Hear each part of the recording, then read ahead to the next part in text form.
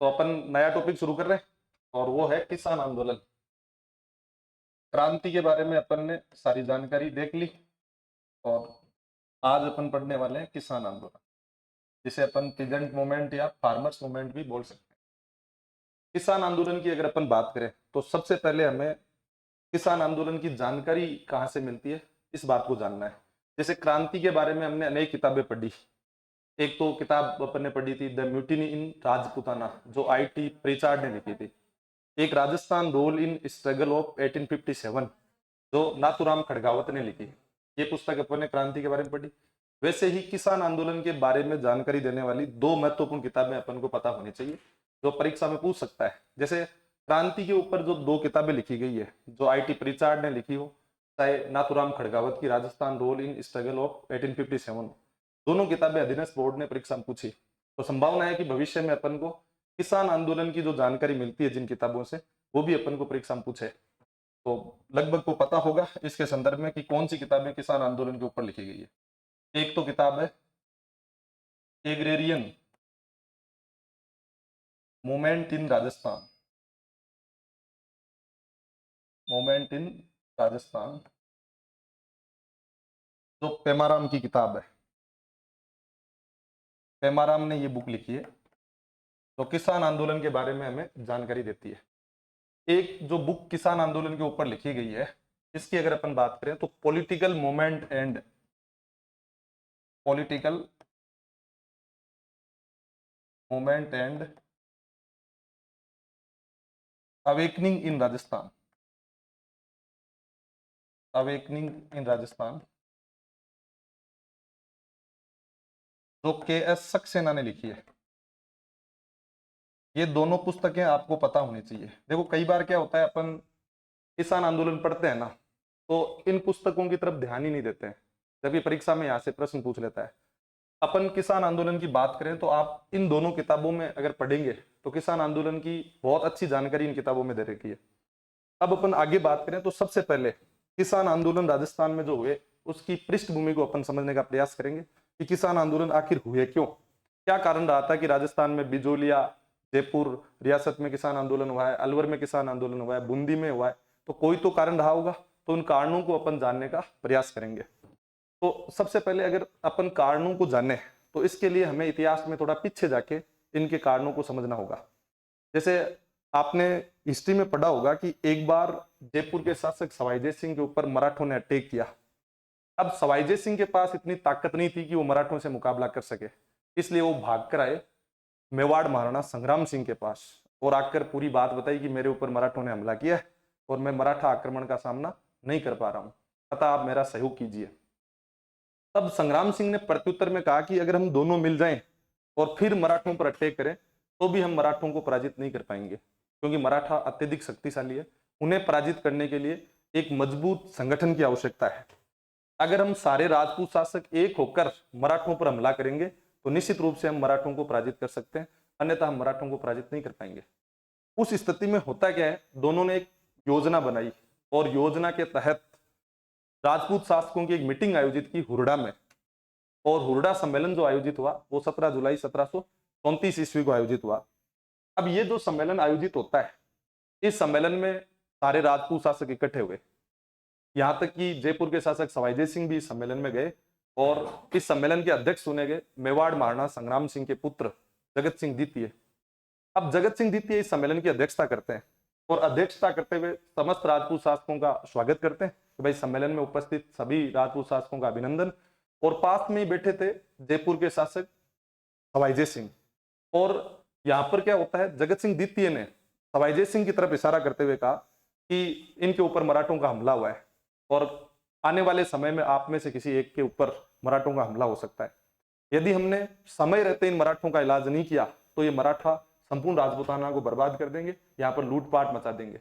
और इसके लिए कोई अकेला शासक इनसे मुकाबला नहीं कर सकता, हमें एकजुट होकर इनके ऊपर अटैक करना पड़ेगा।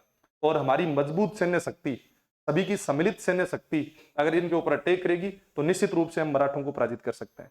तब सभी राजपूत शासकों ने उसका समर्थन भी किया। सभी राजपूत शासकों ने ये इसके संदर्भ में कहा कि हम हमारे पास जितनी भी सेना है वो हम एकजुट करेंगे, उसके बाद हम मराठों के ऊपर हमला करेंगे। लेकिन उस टाइम वर्षा ऋतु का समय था, क्योंकि ये सम्मेलन जो आयोजित हुआ 17 जुलाई 1734 ईस्वी को आयोजित हुआ। तो कहा कि वर्षा ऋतु बीत जाने के बाद में हम कोटा के रामपुरा नामक स्थान पर सेना तैनात करेंगे। लेकिन जिस दिन सेना भेजने की बात आई, किसी ने अपनी सेना नहीं भेजी, क्योंकि राजपूत शासक जो है आपस में बहुत अच्छी बातें, बहुत मीठी मीठी बातें करते थे एक दूसरे से, लेकिन उतनी ही घृणा द्वेष की भावना इनके अंदर कूट कूट के भरी हुई थी। इसलिए किसी ने अपनी सेना नहीं भेजी और ये सम्मेलन असफल हुआ। इसके परिणाम कालांतर में बहुत बुरे हुए, बुरे होने ही थे, क्योंकि मराठा जो थे उनको इतने दिन तो राजपूतों की कमजोरी का पता नहीं था। अब उनको कमजोरी का पता चल गया कि राजपूतों में एकता का अभाव है। इतने दिन तो उनको ये भय था कि कहीं अपन अटैक तो कर रहे हैं, लेकिन कहीं राजपूत शासक एक नहीं हो जाए और एकजुट होकर कहीं हमारे ऊपर हमला नहीं कर दे। लेकिन अब इस बात से वो निश्चिंत हो गए कि इनमें एकता तो नहीं है, एकजुट होकर तो ये हमला नहीं करेंगे कभी, क्योंकि शत्रु को जब कमजोरी का पता चलता है तो शत्रु उसका फायदा निश्चित रूप से उठाता है। और आगे यही हुआ। अब पहले तो मराठे कम परेशान करते थे, अब ज्यादा परेशान करना शुरू कर दिया। कभी किसी रियासत पर अटैक तो कभी किसी रियासत पर अटैक, तो बहुत ज्यादा परेशान इन राजपूत शासकों को करने लगे। अब इनमें से कोई भी अकेला राजपूत शासक मराठों का मुकाबला कर नहीं सकता। तो उस स्थिति में इनके पास बचने का एक ही उपाय था और वो थे अंग्रेज। और इन राजपूत शासकों ने अंग्रेजों के साथ संधियां कर ली। 1817-18 में ईस्ट इंडिया कंपनी के साथ राजपूत शासकों ने संधियां की और अपनी रक्षा का दायित्व किसे सौंप दिया? ईस्ट इंडिया कंपनी को सौंप दिया, अंग्रेजों को सौंप दिया। अब यहां पर देखो, ध्यान से सुनना है। अब जो ही ईस्ट इंडिया कंपनी के साथ संधियां हुई, रक्षा की जिम्मेदारी अंग्रेजों ने ली, बदले में अंग्रेजों को ये वेतन दिया करते थे, क्योंकि अंग्रेज आपको पता है इतने अच्छे नहीं थे कि फ्री में काम करे, कहा कि बदले में हम पैसे लेंगे। तो उस स्थिति में होता क्या है, जो ही राजपूत शासक अंग्रेजों के संपर्क में आए तो यहां पर अंग्रेजी कल्चर का, पाश्चात्य कल्चर का इनके ऊपर इंपैक्ट आया, प्रभाव आया। और इससे क्या होता है, राजपूत शासकों के रहन सहन में बहुत बड़ा परिवर्तन हुआ। इनके खान पान, इनकी वेशभूषा आदि में परिवर्तन अपन को नजर आता है। पहले क्या होता था, इनकी आय तो थी ज्यादा और खर्चे होते थे कम, लेकिन अंग्रेजों के संपर्क में आने के बाद में इनकी आय तो हो गई कम और खर्चे बढ़ गए ज्यादा, खर्चे ज्यादा हो गए। अब इस स्थिति में अपन देखें, जब खर्चे ज्यादा बढ़े तो उन्होंने वो पैसा वसूला जनता से, क्योंकि एक व्यक्ति के पास अगर मान लो उसकी आय कम है, मैं 10,000 रुपए कमाता हूं और 50,000 रुपए मंथली खर्च कर रहा हूं, और नैतिक रूप से मेरी अगर क्षमता है 10,000 रुपए कमाने की और मैं 50,000 का खर्चा कर रहा हूं, तो निश्चित रूप से मुझे अनैतिक तरीका अपनाना पड़ेगा। अगर मैं अपनी आवश्यकताओं की पूर्ति करना चाह रहा हूं तो उस स्थिति में मुझे अनैतिक तरीका, चोरी, धोखाधड़ी आदि को अंजाम दूंगा मैं। अब यही हुआ यहाँ पे। अब राजपूतों को टैक्स के माध्यम से आय हो रही है कम और खर्चे हो गए ज्यादा। खर्चे इसलिए ज्यादा हो गए क्योंकि महंगे महंगे कपड़े पहनने लग गए, महंगी महंगी शराब पीने लग गए। ये सब क्यों हुआ? क्योंकि ये अंग्रेजों के संपर्क में थे। तो उस स्टैंडर्ड को फॉलो करने का प्रयास इन राजपूत शासकों ने किया और इसके परिणाम किसान आंदोलन के रूप में सामने आए। क्योंकि जब जनता का ज्यादा शोषण हुआ, जनता के ऊपर तरह तरह के टैक्सेस लगाए गए, तो जनता एक दिन उसका विरोध करती है। जनता में असंतुष्टि की भावना आ जाती है इन जागीरदारों और राजाओं के प्रति, और जिसका परिणाम रहा राजस्थान में बड़े बड़े आंदोलन, बिजोलिया, शेखावाटी किसान आंदोलन, आपके अलवर में किसान आंदोलन, बूंदी में किसान आंदोलन। तो बड़े बड़े राजस्थान में आंदोलन हुए। तो एक लाइन में अगर मैं उत्तर दूं कि राजस्थान में किसान आंदोलन हुए, उनके कारण क्या थे, तो आप एक लाइन में ये कह सकते हैं कि राजा व जागीरदारों की शोषणकारी नीतियां किसान आंदोलन के लिए जिम्मेदार थी। अब अपन आगे बात करें तो देखो, एक दो टैक्सेस के मैं नाम बता रहा हूं जिसकी वजह से किसानों को लगा कि ये तो अमानवीय है, ये अनैतिक है, ऐसे टैक्सेस कोई कैसे ले सकता है। जैसे एक टैक्स था, आज महारानी चूड़ा पहन रही है तो जनता के ऊपर उन्होंने चूड़ा लाग लगा दी। जैसे आज जागीरदार के घर पाउन आए हैं तो जनता के ऊपर इन्होंने पाउन कर लगा दिया। अब आप सोचिए, आज कुंवर जी घोड़े की सवारी सीख रहे हैं, जनता के ऊपर घोड़ा लाग लगा दी। जैसे आज राजा के यहाँ गढ़ का निर्माण कार्य हो रहा है तो जनता के ऊपर कमठा लाग लगा दी। अब गढ़ का निर्माण कार्य, इतने बड़े बड़े गढ़ बने तो ये निरंतर बनते रहते थे, इनमें तो लगातार काम चलता रहता था। इसका मतलब जब जब गढ़ में निर्माण कार्य हुआ तब तब जनता के ऊपर टैक्स आया। इसका मतलब जनता का बहुत ज्यादा शोषण जब होने लगा और जब अत्याचार की चरम सीमा होती है तो एक दिन उसका विरोध निश्चित रूप से होता है और राजस्थान में ये आंदोलन प्रारंभ होते हैं। तो यहाँ पर अपन ने इस बात को समझने का प्रयास किया है कि राजस्थान में किसान आंदोलन हुए क्यों। आपसे कोई पूछे तो आपको एक ही लाइन बतानी है, जागीरदारों व राजाओं की शोषणकारी नीतियां। अब अगर अपन देखें तो राजस्थान में जो सबसे बड़ा आंदोलन हुआ वो है बिजोलिया। तो हम सबसे पहले बिजोलिया किसान आंदोलन की बात करते हैं। बिजोलिया किसान आंदोलन, बिजोलिया किसान आंदोलन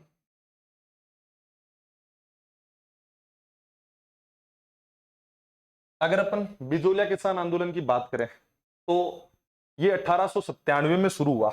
ये जो आंदोलन है 1897 में शुरू हुआ और 1941 तक चला। 1897 से 1941। और इसकी खास बात है, ये राजस्थान का सर्वाधिक समय तक चलने वाला किसान आंदोलन था।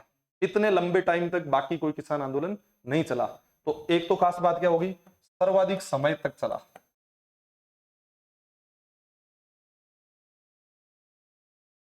सर्वाधिक समय तक चला। दूसरी बात, ये राजस्थान का एक ऐसा आंदोलन था जिसमें किसी भी प्रकार की कोई हिंसक घटना नहीं हुई। अगर आप बाकी आंदोलनों की बात करोगे ना, जैसे आप मान लो अलवर की बात करते हैं तो अलवर में नीमूचाना हत्याकांड हो गया था। आप शेखावाड़ी क्षेत्र में जाओगे तो कुद्दन हत्याकांड हो गया था, जयसिंहपुरा हत्याकांड हो गया था। इसके अलावा हमारे मारवाड़ में आंदोलन हुआ, उसमें डाबड़ा हत्याकांड हुआ।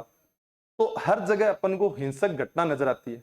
लेकिन बिजोलिया किसान आंदोलन की खास बात क्या है, ये एक अहिंसात्मक आंदोलन था। तो इसकी दूसरी प्रमुख विशेषता क्या होगी, अहिंसात्मक,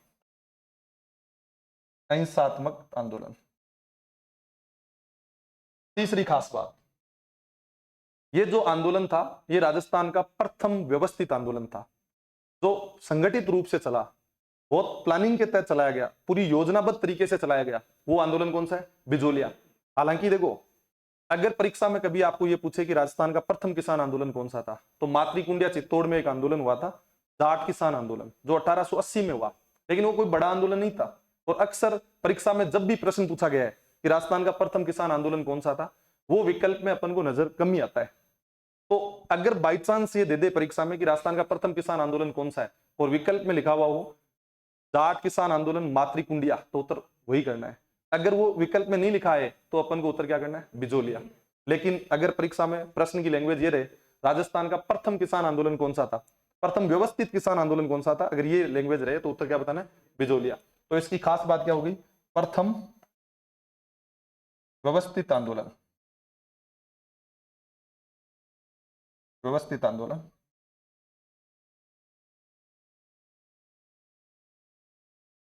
तो राजस्थान का सबसे बड़ा किसान आंदोलन बिजोलिया किसान आंदोलन अपन पढ़ रहे हैं। इसके संदर्भ में हमने ये देखा कि 1897 में ये आंदोलन शुरू हुआ और 1941 में इस आंदोलन का समापन हुआ। आजकल देखो कथन देके सवाल आ रहे हैं, तो आपको ये से पूछ लेगा बिजोलिया किसान आंदोलन के संदर्भ में कौन से कथन सत्य हैं। उसमें एक लाइन लिख दी, यह किसान आंदोलन पूर्णतः अहिंसात्मक था। तो ये बात बिल्कुल सही है। इस आंदोलन के दौरान किसी भी प्रकार की कोई हिंसा नहीं नजर आती। ये राजस्थान का प्रथम व्यवस्थित आंदोलन है, बिल्कुल सही है। इससे पहले जो मातृकुंडिया में जो आंदोलन हुआ वो व्यवस्थित आंदोलन नहीं था, वो पूरे योजनाबद्ध तरीके से नहीं किया गया, सारे लोगों ने एक साथ विरोध नहीं किया। जबकि यहाँ पर बिजोलिया के किसान जो धाकड़ जाति के जाट थे, उन्होंने जो आंदोलन किया, उन्होंने संगठित होकर आंदोलन किया। तो ये इसकी एक खास बात है ना। तो ये तीन चीजें इसके संदर्भ में अपन को याद रखनी है। अब देखिए नेक्स्ट बात, अब ये जो आंदोलन अपन पढ़ रहे हैं उससे पहले अपन को बिजोलिया ठिकाने के बारे में सामान्य परिचय पता होना चाहिए। इसका अपन पहले परिचय देखते हैं, उसके बाद कैसे कैसे ये आंदोलन आगे बढ़ा उसके अपन बात करेंगे। तो देखिए, प्राचीन काल में बिजोलिया मेवाड़ रियासत का पार्ट रहा है। आपने मेवाड़ रियासत के बारे में पढ़ा है तो आपने देखा होगा कि मेवाड़ में 16 प्रथम श्रेणी के ठिकाने थे, उसमें से एक बिजोलिया था। तो पहली बात तो ये ध्यान रखनी है कि प्राचीन काल में बिजोलिया किस रियासत का पार्ट रहा, मेवाड़ रियासत तो हो गई मेवाड़। और मेवाड़ रियासत में अगर अपन देखें तो 16 प्रथम श्रेणी के ठिकाने थे, उनमें से एक बिजोलिया था। यानी बिजोलिया मेवाड़ रियासत का प्रथम श्रेणी का ठिकाना था, ग्रेड 1 का ठिकाना था। अब एक का मतलब क्या, grade A, grade B, grade C, ये जो ठिकानों की अलग अलग श्रेणियां होती थी, इसका अर्थ क्या है। देखो कोई भी ठिकाना, पहली बात तो ठिकाना क्या होता है, कई सारे बच्चों को ये पता नहीं होता है, अपन इसको समझ लेते हैं। देखो कोई भी व्यक्ति यदि राजा की युद्ध में सहायता करता था या कोई राज परिवार का सदस्य होता था तो राजा उसे भूमि दिया करता था। जैसे मान लो ये पूरी की पूरी मेवाड़ रियासत है, मेवाड़ रियासत है, और कोई व्यक्ति युद्ध में राजा की सहायता कर रहा है तो राजा ने उसे ये इलाका दे दिया, मान लेते हैं ये भूमि दे दी, ठीक है। बाद में कोई व्यक्ति अन्य और आया अन्य राजा के टाइम जिसने राजा की युद्ध में सहायता की तो ये इलाका दे दिया, या कोई राज परिवार का सदस्य है तो उसे ये इलाका दे दिया। इस तरीके से एक रियासत में अलग अलग जागीरें हुआ करती थी। जो ये भूमि दी जा रही है इसे अपन क्या बोल रहे हैं, जागीर, या क्या बोल सकते हैं, ठिकाना। अब जिस व्यक्ति को दी गई ये भूमि दी गई है, जिस व्यक्ति को, उसे अपन क्या बोलेंगे, जागीरदार या ठिकानेदार बोल सकते हैं, जागीरदार या ठिकानेदार। यानी कि ये जो इलाका है ये जागीरी क्षेत्र कहलाएगा। इस इलाके में जितने भी गांव आएंगे उनकी टैक्स वसूल करने की जिम्मेदारी किसकी होगी, जागीरदार की होगी। और जिस व्यक्ति को ये भूमि दी जाती थी वो वंशानुगत रूप से दी जाती थी। यानी ये जो जागीरी भूमि दी गई है ये वंशानुगत होती थी। वंशानुगत का मतलब आप समझ रहे हैं ना, जैसे मान लो ए व्यक्ति को दी गई है तो अगला जागीरदार उसका पुत्र बी बनेगा और फिर अगला जागीरदार उसका पुत्र सी बनेगा। इस तरीके से ये परंपरा हुआ करती थी। यानी कि राजा तो हो गया टॉप पे और ये राजा के अंडर में अलग अलग जागीरें हो गई। लेकिन ये जो जागीरी क्षेत्र होता था इससे जो टैक्स वसूल होता था उसका कुछ हिस्सा राजा को देना पड़ता था। और युद्धों में भी इन जागीरदारों को राजा के लिए तैयार रहना पड़ता था। कभी भी मान लो कोई बड़ा युद्ध होता है तो जागीरदार किसकी सहायता करते थे, राजा की सहायता करते थे। तो इस तरीके से बिजोलिया जो है मेवाड़ रियासत का क्या हुआ, एक ठिकाना हुआ या एक जागीर थी। अब ये जागीर आई कहां से, तो आपने कभी खानवा का ऐतिहासिक युद्ध पढ़ा है तो खानवा के युद्ध में राणा सांगा का सहयोग किया था अशोक परमार ने। और अशोक परमार से राणा सांगा बहुत ज्यादा खुश हुआ और खुश होकर उसे बिजोलिया वाला इलाका दे दिया था। अब 1527 की घटना है ये, क्योंकि खानवा का युद्ध 1527 में हुआ है राणा सांगा व बाबर के बीच, जिसमें राणा सांगा का सहयोग करने वाला कौन है, अशोक परमार। 1527 से पूर्व है बिजोलिया जागीर के रूप में नहीं था, ये खालसा भूमि के रूप में था। भूमि दो टाइप की है, एक तो ऐसी भूमि जो डायरेक्ट राजा के नियंत्रण में होती थी उसे तो अपन कहेंगे खालसा भूमि, और जो जागीरी क्षेत्र कौन सा होगा, जो जागीरदारों के नियंत्रण में जागीरी भूमि होगी। जैसे आप इसे समझ सकते हैं कि ये जो इलाका है ना ये तो कहलाएगा खालसा क्षेत्र। इस इलाके में जितने भी गांव आ रहे हैं उनसे टैक्स वसूल करने की जिम्मेदारी किसकी है, राजा की है। बाकी इलाकों की जिम्मेदारी, ये जो इलाका है इसकी जिम्मेदारी किसकी है, जागीरदार की।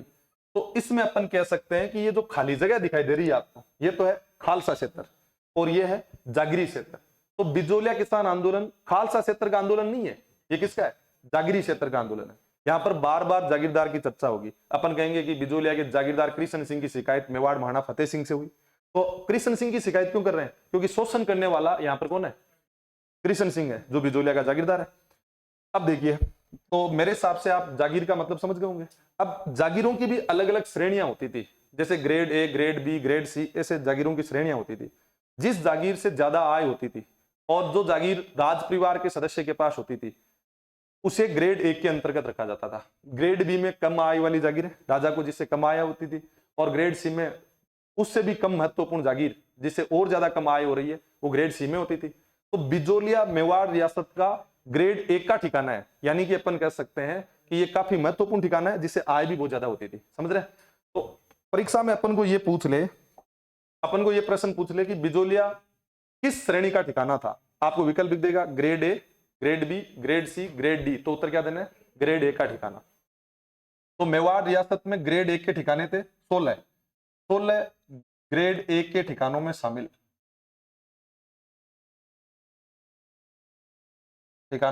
था ये। दूसरी बात अपन को कौन सी ध्यान में रखनी है, वर्तमान में जो ये बिजोलिया है ये भीलवाड़ा डिस्ट्रिक्ट में आता है। पहले मेवाड़ रियासत का पार्ट रहा है, अब किस में आएगा, भीलवाड़ा डिस्ट्रिक्ट में। तो जिला हो गया भीलवाड़ा। और तीसरी बात इसके संदर्भ में अपन को याद रखनी है, ये जो बिजोलिया ठिकाना है इसकी स्थापना किसने की, अशोक परमार ने। अशोक परमार को बिजोलिया की जागीर किससे प्राप्त हो रही है, राणा सांगा से, क्योंकि राणा सांगा की युद्ध में सहायता करता है खानवा के युद्ध में, इसलिए राणा सांगा ने उसे 1527 में ये बिजोलिया वाला इलाका दिया था। मैंने आप अभी एक बात बोली थी कि 1527 से पहले बिजोलिया जागीरी क्षेत्र नहीं था, खालसा क्षेत्र था, क्योंकि वो तो जागीर के रूप में तो 1527 में मिलाई। तो इसका संस्थापक पूछे तो अपन को क्या बताना है, अशोक परमार। संस्थापक बिजोलिया का हो गया अशोक परमार। और अशोक परमार को जागीर प्रदान की राणा सांगा ने, राणा सांगा ने जागीर दी। ये बात भी आपको ध्यान में रखनी चाहिए। नेक्स्ट बात देखिए, बिजोलिया जो ठिकाना था इसमें कुल 79 गांव आते थे, 79 गांव आते थे। कथन वाले सवालों का ध्यान रखना है। आपको लिख देगा बिजोलिया के संदर्भ में कौन से कथन सत्य हैं। इसमें एक लाइन लिख दी, बिजोलिया में कुल 79 गांव आते थे, 79 गांव आते थे, तो बिल्कुल सही बात है। मतलब ये 79 जो गांव है, 79 गांव है, इनकी की पूरी जिम्मेदारी किसके पास थी? बिजोलिया के जागीरदार के पास रहेगी। समझ रहे हैं? तो कुल गांव कितने हो गए इसमें? 79।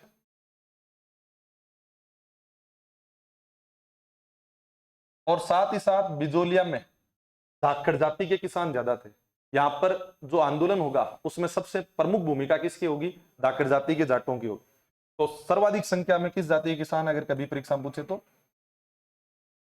धाकड़ जाति की संख्या सर्वाधिक,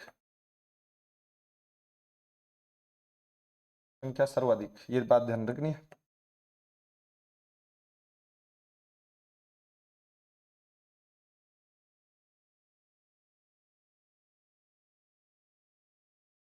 जाति की संख्या सर्वाधिक। तो इस तरीके से अपन को पहले बिजोलिया के संदर्भ में बेसिक जानकारी होनी चाहिए। तो एक बार आप लिख लीजिए, जैसे किसान आंदोलन के ऊपर जो किताबें लिखी गई है, सबसे पहले ये आपको पता होनी चाहिए।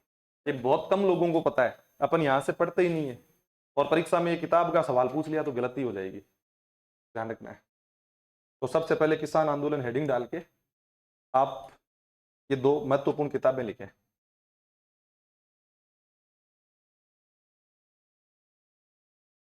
एक तो हो गई एग्रेरियन मूवमेंट इन राजस्थान, एमाराम।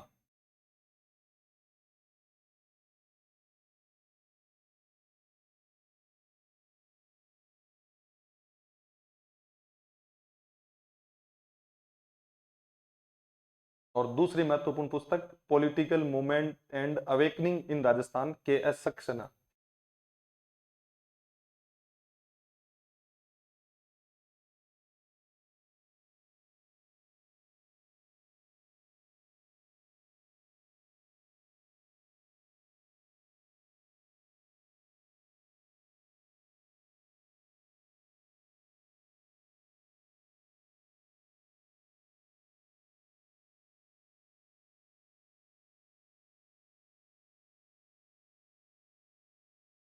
लिख लिया?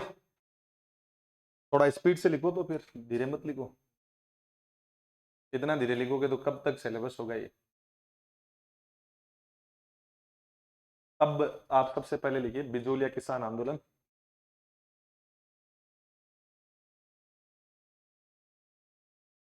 शॉर्ट में लिख लेना, जैसे मैंने लिखा है उस तरीके से। बिजोलिया किसान आंदोलन और आगे एरो लगा के लिखना है 1893 से 1941।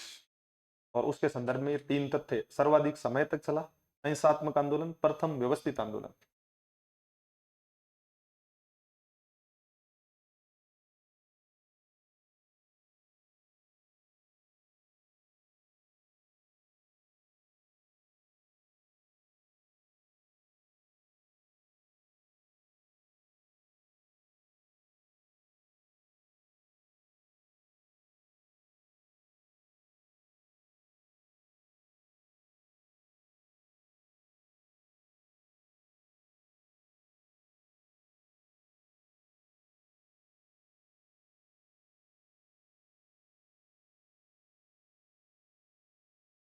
रियासत हो जाएगी मेवाड़, 16 ग्रेड ए के ठिकानों में शामिल था ये। जिला भीलवाड़ा, और इस ठिकाने का संस्थापक रहा अशोक परमार।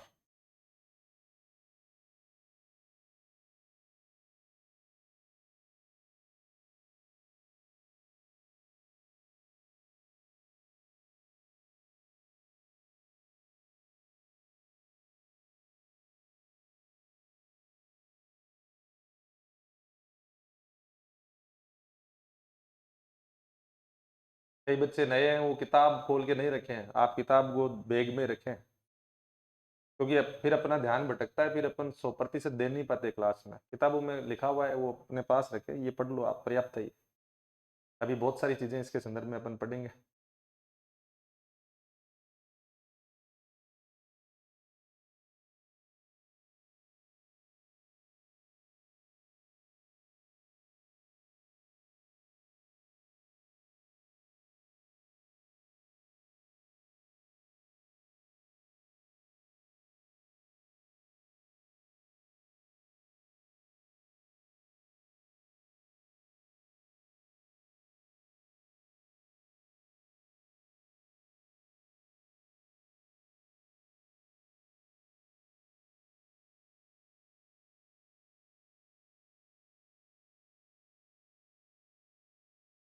लिख लिया सभी ने?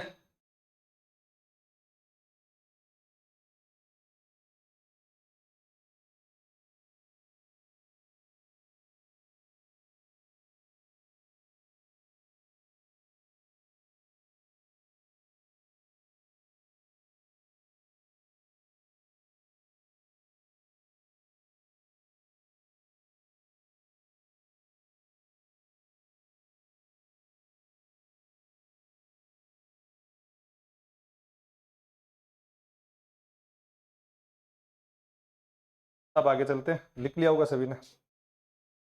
अब देखिए नेक्स्ट बात अपन को कौन सी ध्यान में रखनी चाहिए। अभी अपन ने जो पढ़ा वो एक बार मैं संक्षिप्त में रिपीट कर रहा हूँ। हमने सबसे पहले ये देखा था कि किसान आंदोलन क्यों हुए। तो किसान आंदोलन के पीछे कोई कारण पूछे तो आपको एक लाइन में उत्तर देना है, जागीरदार व राजाओं की शोषणकारी नीतियां किसान आंदोलन के लिए जिम्मेदार थी। ऐसा कब ज्यादा हुआ? जब इन जागीरदारों का संपर्क, इन राजाओं का संपर्क अंग्रेजों से हुआ। उसके बाद जब इन्होंने पाश्चात्य कल्चर को फॉलो किया तो उनका खर्चा बढ़ा, और खर्चा बढ़ा तो इन्होंने जनता के ऊपर तरह तरह के टैक्स थोप दिए, और उसका परिणाम रहा किसान आंदोलन। अब राजस्थान में जितने भी किसान आंदोलन हो रहे हैं उनकी जानकारी हमें दो महत्वपूर्ण किताबों से होती है। और एक तो किताब हो गई agrarian movement in Rajasthan, Pemaram की किताब है, और दूसरी महत्वपूर्ण किताब है the political movement and awakening in Rajasthan, जो किसने लिखी है? के.एस. सक्सेना लिखी। इन दोनों किताबों से हमें राजस्थान में हुए किसान आंदोलन की जानकारी मिलती है। और सबसे बड़ा आंदोलन राजस्थान में जो हुआ वो बिजोलिया में हुआ, 1897 से 1941 तक चला। उसके संदर्भ में अपन पढ़ रहे हैं। तो बिजोलिया का सामान्य परिचय हो गया। ये किस रियासत का पार्ट रहा है? मेवाड़ रियासत का पार्ट रहा है। अब देखिए ये जो आंदोलन है इसको अध्ययन की सुविधा की दृष्टि से 3 चरणों में बांट कर पढ़ते हैं अपन, क्योंकि ज्यों ज्यों लीडर चेंज हुए तब तब अपन ने इस आंदोलन का एक नया चरण बना दिया। तो कभी परीक्षा में अपन को पूछ ले कि कौन से कथन सत्य हैं और उसमें एक लाइन लिख दे कि ये आंदोलन 3 चरणों में पढ़ा जाता है, तो ये बात बिल्कुल सही है। इस आंदोलन को अपन 3 चरणों में बांट कर पढ़ते हैं। देखिए ये जो 3 चरण है इस आंदोलन के, इनकी अपन बात करते हैं। सबसे पहली बात, पहला जो चरण है 1897 से 1915 तक है। इस टाइम इसका नेतृत्व है स्थानीय लोगों के द्वारा किया गया। स्थानीय नेतृत्व है जिसमें साधु सीताराम दास प्रमुख व्यक्ति थे। तो इस टाइम साधु सीताराम दास नेतृत्व कर रहे हैं, और इनका सहयोग करने वालों में 2 व्यक्तियों का नाम आता है। एक तो फतेहकरण, इनके सहयोगियों में फतेहकरण हुए, और एक हुए ब्रह्मदेव, ये इनके सहयोगी रहे, फतेहकरण और ब्रह्मदेव। आगे चलकर साधु सीताराम दास की मुलाकात हुई विजय सिंह पथिक से, और विजय सिंह पथिक से ये बहुत ज्यादा प्रभावित हुए, और उसके बाद इन्होंने विजय सिंह पथिक से ये आग्रह किया कि भाई आप बिजोलिया आइए और बिजोलिया किसान आंदोलन का नेतृत्व संभालें, क्योंकि बिजोलिया के किसान बहुत ज्यादा परेशान है। अगर आप लीडरशिप करेंगे तो निश्चित रूप से बिजोलिया किसानों को शोषण से मुक्ति मिल सकती है। तो साधु सीताराम दास के आग्रह पर विजय सिंह पथिक बिजोलिया किसान आंदोलन का नेतृत्व संभालते हैं। तो याद रखना है। तो दूसरा जो चरण शुरू होता है 1916 से शुरू होता है, क्योंकि विजय सिंह पथिक ने नेतृत्व कब संभाला? 1916 में। 1916 से 23, 1916 से 23 तक इस आंदोलन का द्वितीय चरण है, और इस टाइम इसकी लीडरशिप कौन कर रहे हैं? विजय सिंह पथिक। विजय सिंह पथिक कर रहे हैं। अब देखो कई किताबों में आप यहां पर लिखा हुआ देखेंगे 1927। ऐसा क्यों? कारण बता देता हूं आपको। कुछ इतिहासकारों ने 1923 लिख दिया, कुछ ने 1927 लिख दिया। इसके पीछे रीजन यह है कि 1923 तक ही विजय सिंह पथिक ने लीडरशिप की थी। बाद में ये गिरफ्तार हो गए थे, क्योंकि ये बेंगू चले गए थे, और बेंगू के किसानों को इन्होंने मोटिवेट किया किसान आंदोलन के लिए कि भाई आप भी शोषण के खिलाफ आवाज उठाइए। तब इनके ऊपर किसानों को भड़काने का आरोप लगा, और विजय सिंह पथिक गिरफ्तार हो गए, और मेवाड़ में कैद रहे 4 साल तक। अब 10 सितंबर 1923 को इनकी गिरफ्तारी हुई थी, और 28 अप्रैल 1927 को ये रिहा हुए। तो बाद में रिहा होने के बाद में ये आंदोलन से वापस जुड़े थे, ध्यान रखना, और कुछ समय तक नेतृत्व किया इन्होंने। लेकिन बाद में इनका विवाद हो गया, माणिकलाल वर्मा, रामनारायण चौधरी, और विवाद होने के बाद में 1927 में ये अलग हुए थे। तो कुछ विद्वान ये कहते हैं कि 1927 को मानना चाहिए, जबकि नेतृत्व तो उन्होंने 1923 तक ही किया है मुख्य रूप से। इसलिए आपको कई जगह 1927 लिखा हुआ मिलता है, क्योंकि ये अलग कब हुए विजय सिंह पथिक इस आंदोलन से? 1927 में हुए थे, ध्यान रखना। जबकि 1923 में इनको कैद कर लिया गया था। इसलिए आपको जगह जगह मिलता है, अलग अलग मिलता है, तो उससे घबराना नहीं है। अपन को 1923 याद रखना है, ठीक है।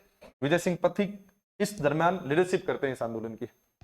आगे चलकर जो तृतीय चरण आता है उसकी अगर अपन बात करते हैं, तृतीय चरण में देखो अपन को क्या ध्यान रखना है। तृतीय चरण में 1923 से 41 तक का समय आता है। हालांकि विजय सिंह पथिक 1923 में कैद कर लिए गए, अलग कब हुए?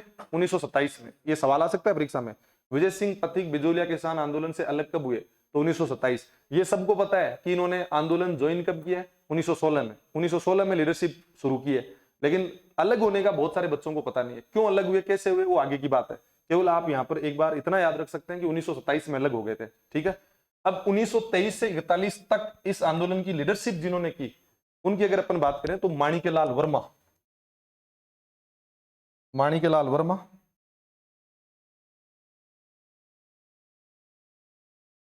राम नारायण चौधरी, राम नारायण चौधरी, और इसके अलावा जमनालाल बजाज, जमनालाल बजाज जो सीकर के काशी का आवास के रहने वाले थे। और इसके अलावा इस टाइम जो लीडरशिप करने वालों में अगर अपन देखें तो हरिभाऊ उपाध्याय, इन्होंने इस आंदोलन को नेतृत्व प्रदान किया। हरिभाऊ उपाध्याय। तो अपन को सबसे पहले ये आंदोलन के 3 चरण कौन कौन से हैं ये पता होना चाहिए। तो 1897 से 1915, 1916 से 23, 23 से 41, और किस किस ने इस आंदोलन को नेतृत्व प्रदान किया है ये पता होना चाहिए। तो 1915 तक अपन देखें तो साधु सीताराम दास इसके लीडर रहे हैं। परीक्षा में पूछा भी गया है कि बिजोलिया किसान आंदोलन के प्रारंभिक नेतृत्वकर्ता कौन थे, तो प्रारंभिक नेतृत्वकर्ता कौन है? साधु सीताराम दास। ये भी पूछा गया विजय सिंह पथिक का प्रवेश कब हुआ? 1916 में। किसके आग्रह पर आए थे? साधु सीताराम दास के आग्रह पर बिजोलिया किसान आंदोलन का इन्होंने नेतृत्व संभाला। अब अपन को आगे इसके संदर्भ में क्या याद रखना है, देखिए अब कुछ बातें जो यहाँ पर कुछ नाम आए महत्वपूर्ण, उनके संदर्भ में आपको एक एक दो दो बातें ध्यान में होनी चाहिए। जैसे माणिक्यलाल वर्मा जो नाम आया है उसके संदर्भ में अगर अपन देखें तो इन्होंने एक पंछीड़ा गीत लिखा था। तो पंछीड़ा गीत किसने लिखा अगर कभी परीक्षा में पूछे तो? माणिक्यलाल वर्मा ने। माणिक्यलाल वर्मा ने। माणिक्यलाल वर्मा के संदर्भ में बाकी जानकारी जब अपन व्यक्तित्व पढ़ेंगे तो वहां पर होगी आपको। इसके अलावा एक गीत है पीड़ितों का पंछीड़ा, पीड़ितों का पंछीड़ा। ये जो गीत है ये लिखा है विजय सिंह पथिक ने। विजय सिंह पथिक का जो गीत है उसे अपन कहते हैं पीड़ितों का पंछीड़ा। इसके अलावा रामनारायण चौधरी जो है इनकी एक महत्वपूर्ण किताब है और वो है 20वीं सदी का राजस्थान। ध्यान रखना है, 20वीं सदी का राजस्थान पुस्तक के लेखक कौन है? रामनारायण चौधरी। राजस्थान पुस्तक के लेखक। तो ये कभी आपको परीक्षा में पूछे तो इसका उत्तर क्या हो जाएगा? रामनारायण चौधरी। बाकी और भी कई सारी बातें हैं लेकिन वो व्यक्तित्व के अंतर्गत देखेंगे अपन, है ना। तो ये आप लिख लीजिए आंदोलन के जो 3 चरण हैं वो कौन कौन से हैं। तो आंदोलन को 3 चरणों में हमने अध्ययन की सुविधा की दृष्टि से बांटा है। जो लीडर चेंज हुए तब तब हमने आंदोलन का एक अलग चरण बना दिया।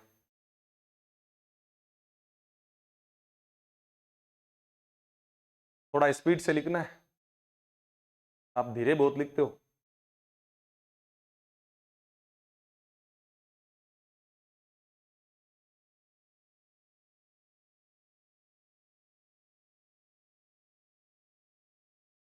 अठारह से 1915।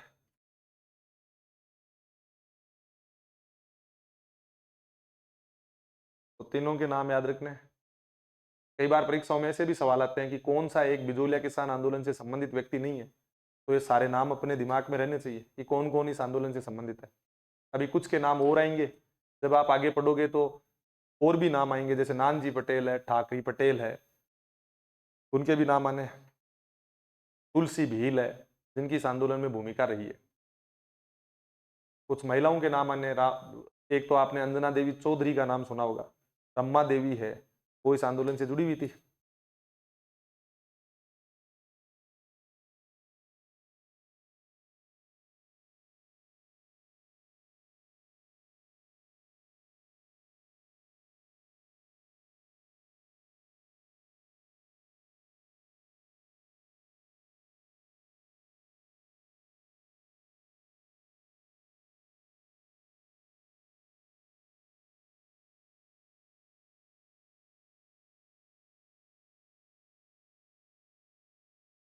क्या लंबा आंदोलन है, ये बड़ा आंदोलन है, इसलिए इसको 3 चरणों में बांट कर पढ़ा जाता है।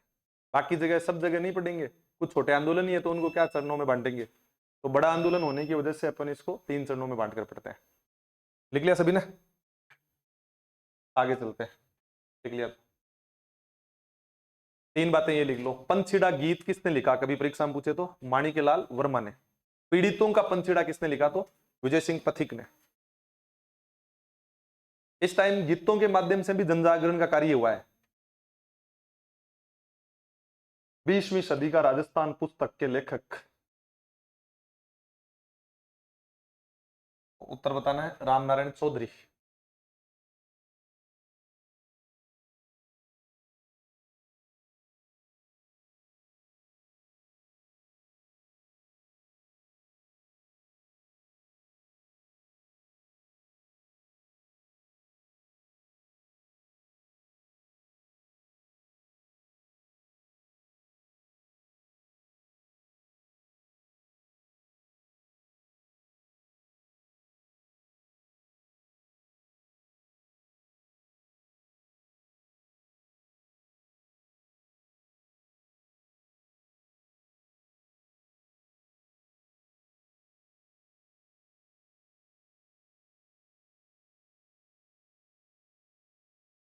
लिख लिया सभी ने? अब आपको एक प्रश्न लिखना है। लिखिए, राजस्थान का प्रथम किसान आंदोलन, राजस्थान का प्रथम किसान आंदोलन, और उसके आगे एरो लगा के लिखना है। 2 विकल्प लिख लो। एक तो लिख दो बिजोलिया किसान आंदोलन, और दूसरा विकल्प लिख लो इसका जाट किसान आंदोलन मातृकुंडिया। एक तो बिजोलिया, एक दूसरा विकल्प हो जाएगा जाट किसान आंदोलन मातृकुंडिया। तो इसमें प्राथमिकता किसको देनी है? जाट किसान आंदोलन मातृकुंडिया वाले को प्राथमिकता देनी है। अगर ये विकल्प में नहीं आता तो बिजोलिया हो जाता। इस बात का ध्यान रखना। अगर क्वेश्चन ये होता राजस्थान का प्रथम व्यवस्थित किसान आंदोलन कौन सा था, तो उत्तर क्या होता? बिजोलिया होता। समझ पा रहे होंगे? हालांकि जाट किसान आंदोलन जो मातृकुंडिया में हुआ, ये बहुत कम आपको विकल्प में देखने को मिलेगा, क्योंकि राजस्थान का प्रथम जो व्यवस्थित आंदोलन है वो बिजोलिया ही है। जाट किसान आंदोलन इतना व्यवस्थित आंदोलन नहीं था, कोई बड़ा आंदोलन भी नहीं था, इसलिए अपन उसकी चर्चा कम ही पढ़ते हैं और परीक्षाओं में सवाल भी कम आया। लेकिन अगर आ गया तो दिक्कत नहीं होनी चाहिए, ध्यान रख लोगे। अब आगे चलते हैं। देखिए, अगर अपन आगे बात करें तो ये आंदोलन अब कैसे शुरू होता है। अगर अपन बात करें तो बिजोलिया के एक जागीरदार थे केशव दास, उन्होंने बिजोलिया को मराठों से मुक्त करवाया था। बिजोलिया ठिकाने के ऊपर मराठों का कब्जा हो गया था और केशव दास ने मराठों से मुक्त करवा लिया इस ठिकाने को। उसमें जनता ने भी केशव दास की मदद की थी, यह भी एक अपने आप में बहुत बड़ी बात है। यानी कि मैं कह सकता हूं कि इसका मतलब यह हुआ कि जागीरदार व जनता के बीच मधुर संबंध थे, बहुत अच्छे संबंध थे। तभी बिजोलिया ठिकाने को केशव दास ने जब मराठों से मुक्त करवाया तो जनता उनका सहयोग कर रही है। ये स्थिति रही बिजोलिया के जागीरदार गोविंद दास तक, अच्छे संबंध रहे जागीरदार और जनता के बीच। लेकिन जब बिजोलिया के जागीरदार बने कृष्ण सिंह, उसके टाइम संबंधों में कटुता आ गई। कारण क्या था? ये जो कृष्ण दास थे या कृष्ण सिंह थे, या कई जगह आप किशन सिंह भी लिखा हुआ देखेंगे, तो इन्होंने क्या किया, बिजोलिया की जनता पर तरह तरह के टैक्सेस लगा दिए। साथ ही जो कर थे उनकी अगर अपन देखें तो टैक्स बहुत भारी मात्रा में लिए जाते थे, ज्यादा तो लिए जाते थे, बल्कि राजस्व भी बहुत बड़ा चढ़ा कर लिया इन्होंने। इसलिए संबंधों में कटुता आ गई और उसका परिणाम रहा कृष्ण सिंह से लोग असंतुष्ट होकर उनकी शिकायत किससे कर देते हैं? महाराणा फतेह सिंह से कर देते हैं। मैंने आपको क्या कहा था, बिजोलिया किसकी जागीर है? मेवाड़ रियासत की जागीर है। तो मेवाड़ का महाराणा जो होगा फतेह सिंह, उनके पास शिकायत लेकर जाएंगे, क्योंकि मेन डायरेक्टर तो कौन है? राजा ही है। जो महाराणा है वो, उनके पास किसान शिकायत करेंगे। होता क्या है, 1897 की बात है, बिजोलिया के गिरधरपुरा गांव में गंगाराम धाकड़ के पिताजी का मृत्यु भोज था। तब सारे किसान इकट्ठे हुए, मृत्यु भोज के अवसर पर जब इकट्ठे हुए तो एक दूसरे के हालचाल पूछे, ये कैसे, क्या चल रहा है, क्या नहीं चल रहा है। तब सभी किसानों का एक ही उत्तर था कि हालचाल तो ठीक नहीं है, शोषण के शिकार हो रहे हैं। जो कमाते हैं वो तो सारी चीजें टैक्स में चली जाती है, सारे पैसे टैक्स में जा रहे हैं, हमारे पास तो कुछ तो बचता है नहीं, तो हालचाल तो ठीक नहीं है। तब साधु सीताराम दास उस मृत्यु भोज में आया हुआ था। उन्होंने कहा कि अपन बार बार यही कहते हैं कि हमारे हालचाल ठीक नहीं है, हमारा शोषण हो रहा है, तो क्या हम इसका विरोध नहीं कर सकते? अन्याय व शोषण के खिलाफ आवाज उठाना कौन सी गलत बात है? हमें बिजोलिया के जागीरदार कृष्ण सिंह की शिकायत करनी चाहिए। अगर हम शिकायत करेंगे तो हो सकता है हमें शोषण से मुक्ति मिले, जो गैरवाजिब जो टैक्सेज है उनको समाप्त किया जाए। ये विचार विमर्श चल रहा था। तब किसानों ने कहा कि आप वो वैसे कर लेंगे, क्योंकि उस टाइम पढ़े लिखे लोगों की संख्या कम ही थी, तो साधु सीताराम दास थोड़े पढ़े लिखे थे, तो कहा कि आप बताओ क्या करना चाहिए, हम वैसे करने को तैयार है, लेकिन शोषण से मुक्ति मिल जाए तो इससे बड़ा सौभाग्य हमारे लिए कुछ नहीं होगा। आप जो कहोगे उसके अकॉर्डिंग हम जो करना होगा वो हम करेंगे। तो साधु सीताराम दास ने कहा कि मृत्यु भोज के बाद में हम एक दिन मीटिंग रखते हैं और उस मीटिंग में हम निर्णय लेंगे कि हमें क्या करना चाहिए। तो बिजोलिया के गिरधरपुरा गांव में 1897 में साधु सीताराम दास की अध्यक्षता में किसानों की एक सभा आयोजित हुई। ये कब की घटना बता रहा हूं मैं? 1897 की। अपन आंदोलन का प्रथम चरण पढ़ने जा रहे हैं, ठीक है? तो प्रथम चरण में क्या हो रहा है देखो, 1897 एडी, गिरधरपुरा गांव, और गिरधरपुरा गांव बिजोलिया ठिकाने का जो गांव है, इसमें सभा आयोजित हुई। गिरधरपुरा गांव में सभा आयोजित, और इस सभा के अध्यक्ष कौन है?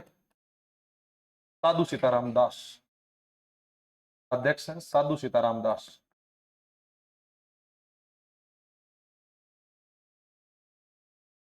इसमें क्या होता है, साधु सीताराम दास अध्यक्षता कर रहे थे। तब सभी ने विचार विमर्श करके ये निर्णय लिया कि हम जागीरदार जो कृष्ण सिंह है इसकी शिकायत करेंगे, किससे? मेवाड़ महाराणा से करेंगे। तो किसानों ने दो व्यक्तियों को भेजा, नानजी पटेल और ठाकरी पटेल। ठाकरी पटेल, कई जगह आपको नारायण पटेल भी लिखा हुआ मिलेगा, ध्यान रखना है। तो नारायण पटेल कह दो चाहे नानजी पटेल कह दो, कई किताबों में नानजी पटेल लिखा हुआ है, तो ऐसा नहीं है कि आप कंफ्यूज हो जाओ इसमें ना। तो नानजी पटेल और ठाकरी पटेल, इन दोनों को भेजा कृष्ण सिंह की शिकायतें लेकर मेवाड़ महाराणा फतेह सिंह के पास। कृष्ण सिंह की शिकायत, कृष्ण सिंह की शिकायत महाराणा फतेह सिंह से की, महाराणा फतेह सिंह से की। तो यहां से एक सवाल तो ये ध्यान रखना है, ये सवाल कई बार परीक्षा में आया है, नानजी पटेल ठाकरे पटेल किस आंदोलन से संबंधित है? बिजोलिया। पिछली असिस्टेंट प्रोफेसर का सवाल है, तो ध्यान रखना है। आपको यह भी पूछा जा सकता है कि बिजोलिया किसान आंदोलन जब शुरू हुआ उस समय बिजोलिया के जागीरदार कौन थे? कृष्ण सिंह। मैंने अभी आपको बताया था ना भाई, केशव दास ने मराठों से मुक्त करवाया इसको, और गोविंद दास जो बिजोलिया के जागीरदार है उस तक स्थिति बहुत अच्छी थी, किसानों और जागीरदार के बीच अच्छे संबंध थे। लेकिन कृष्ण सिंह के टाइम संबंध बिगड़ गए, क्योंकि इसने जनता से टैक्स वसूल किया, गैर वाजिब टैक्सेज वसूल किए, बढ़ा चढ़ाकर टैक्स वसूल किए, जिसका परिणाम रहा किसान असंतुष्ट हो गए। किसान असंतुष्ट होकर कृष्ण सिंह की शिकायत लेकर किसके पास गए? महाराणा फतेह सिंह के पास। तो आपको सवाल पूछ सकता है, बिजोलिया किसान आंदोलन जब शुरू हुए उस समय शुरुआत उस समय मेवाड़ का महाराणा कौन था?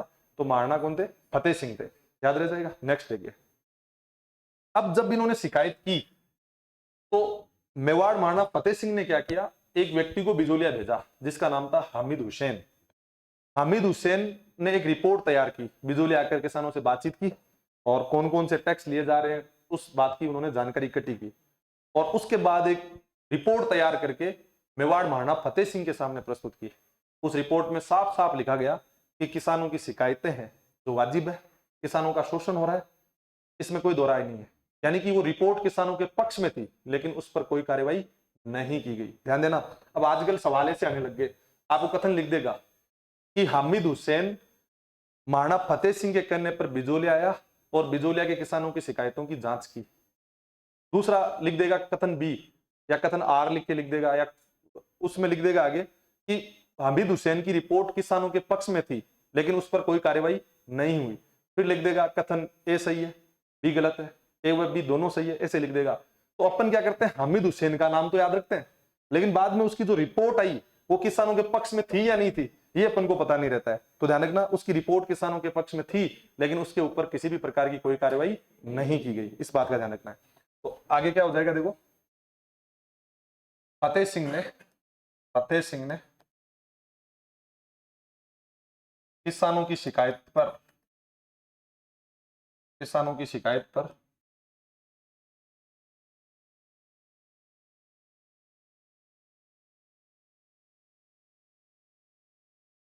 हामिद हुसैन को बिजोलिया भेजा।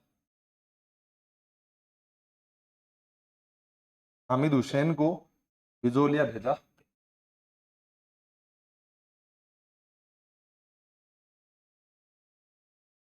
और अभी मैंने कहा कि इसने जो रिपोर्ट तैयार की वो किसानों के पक्ष में थी, रिपोर्ट किसानों के पक्ष में,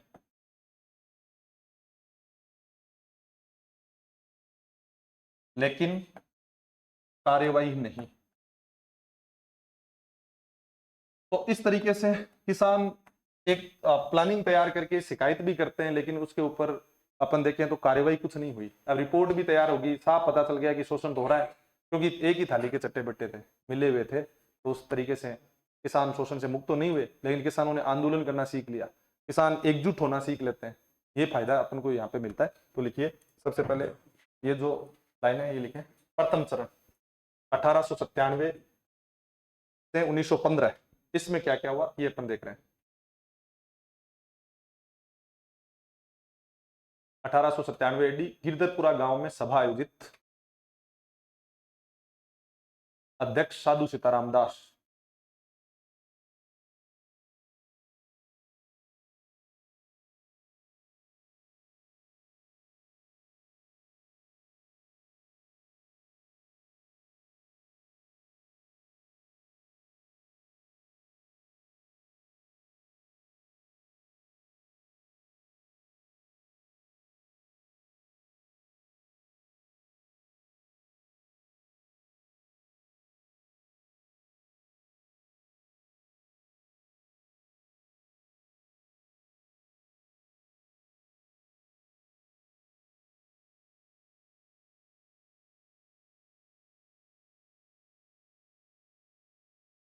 नानजी पटेल, ठाकरी पटेल।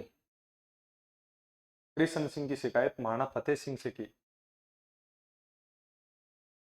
अंडरलाइन कर लेना, कृष्ण सिंह, फतेह सिंह, क्योंकि जब आंदोलन शुरू हो रहा है उस समय जागीरदार कौन है, कृष्ण सिंह है, जबकि मेवाड़ महाराणा कौन है, फतेह सिंह है। हालांकि समाप्ति के समय मेवाड़ महाराणा थे भूपाल सिंह।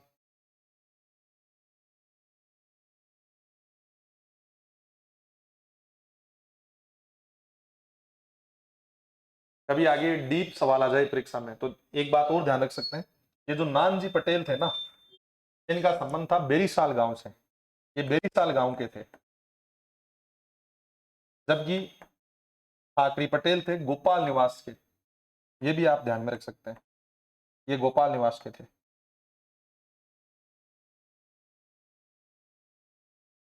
तो कभी गहराई से सवाल पूछने पर ये सवाल आ सकता है, ध्यान रखिए।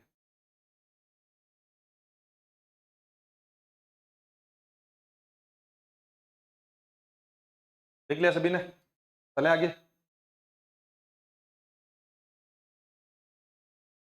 नेक्स्ट लाइन लिखिए।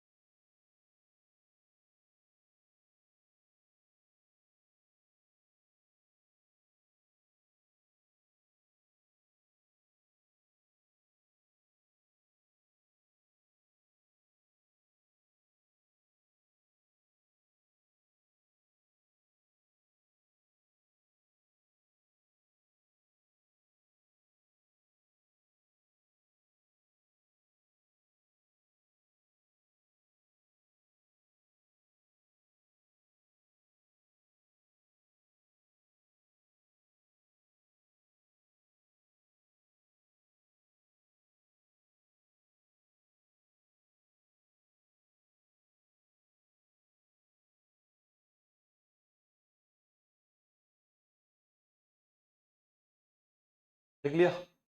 अब एक बार जो अपन ने पढ़ा है उसको मैं पूरा रिवाइज करवा रहा हूं आपको।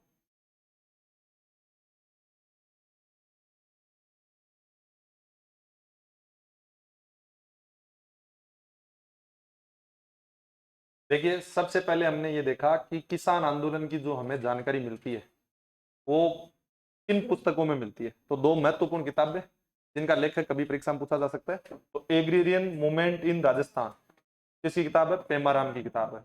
Political movement and awakening in Rajasthan, के एस सक्सेना की किताब है। दोनों लेखक आप याद रखें, नया सवाल है, आज तक आया नहीं, कभी पूछ सकता है।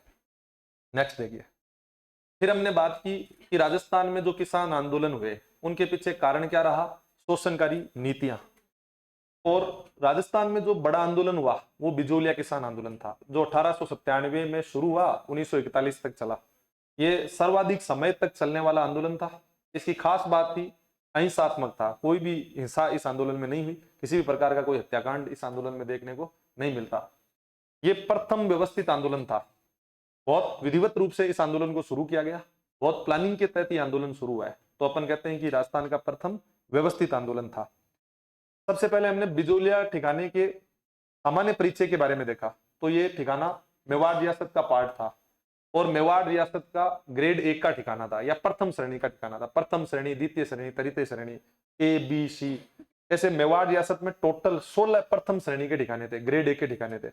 उनमें से एक कौन सा था? बिजोलिया था। इसका मतलब ये मेवाड़ रियासत का काफी महत्वपूर्ण ठिकाना रहा है, तभी अपन इसको ग्रेड ए में शामिल करने की बात करते हैं। ये वर्तमान में भीलवाड़ा डिस्ट्रिक्ट के अंतर्गत आता है बिजोलिया। और बिजोलिया ठिकाने के संस्थापक रहे अशोक परमार। और अशोक परमार को बिजोलिया की जागीर दी थी राणा सांगा ने, 1527 में दी, जब उन्होंने खानवा के युद्ध में राणा सांगा का सहयोग किया था। यहाँ पर कुल गांव थे 79 और धाकड़ जाति के किसानों की संख्या यहाँ पर सर्वाधिक थी। फिर हमने आगे इसमें पढ़ा था, ये जो आंदोलन है काफी लंबे समय तक चला, इसलिए अपन इसको 3 चरणों में बांटकर पढ़ते हैं। जो पहला चरण है 1897 से 1915, ये आंदोलन को 3 चरणों में बांटने का आधार है लीडर, नेतृत्व करता।